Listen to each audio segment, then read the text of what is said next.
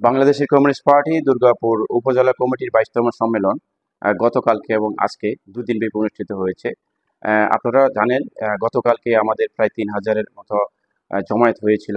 বৈরী আবহাওয়া এবং মুষলধারে বৃষ্টি উপেক্ষা করেও আমাদের তৃণমূলের শোষিত বঞ্চিত মেহনতি মানুষের প্রতিনিধিরা আমাদের জনসভা সফল করতে এসেছিল।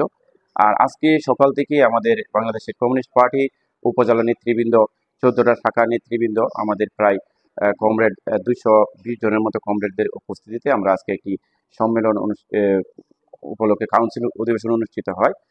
উক্ত কাউন্সিলে আমরা সর্বোচ্চ গণতন্ত্র চর্চা করে আমাদের ভোটের মাধ্যমে উপজেলা প্রতিনিধি নির্বাচিত করা হয় এবং উপজেলা প্রতিনিধি নির্বাচিত হওয়ার পর আমরা আমরা আবার দায়িত্ব বন্টন করি নিজেরা বসে। এবং এটার ভিতর দিয়ে একটা নতুন কমিটি আসছে। এখানে একদম সিনিয়র কমরেড থেকে শুরু করে তরুণরাও এখানে উপজেলা কমিটিতে আছে।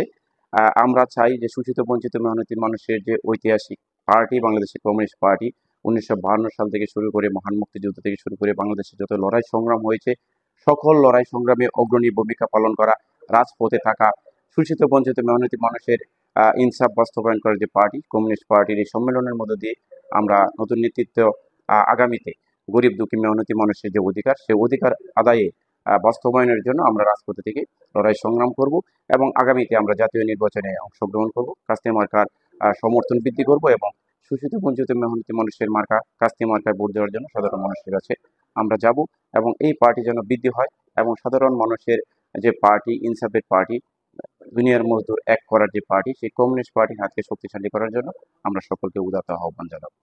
বাংলাদেশের কমিউনিস্ট পার্টি দুর্গাপুর উপজেলা কমিটির নতুন যে কমিটি হয়েছে, সেই কমিটি শোষিত বঞ্চিত মেহনতি মানুষ সহ আপামর জনসাধারণকে কমিউনিস্ট পার্টির পাশে চায় এবং মানুষের অধিকার আদায়ের জন্য, মেহনতি মানুষের ইনসাফের জন্য যা যা করা প্রয়োজন সকল কিছু আমরা সকল মানুষের সাথে জনগণের পাশে থেকে আমরা রাজনীতিটা করতে চাই।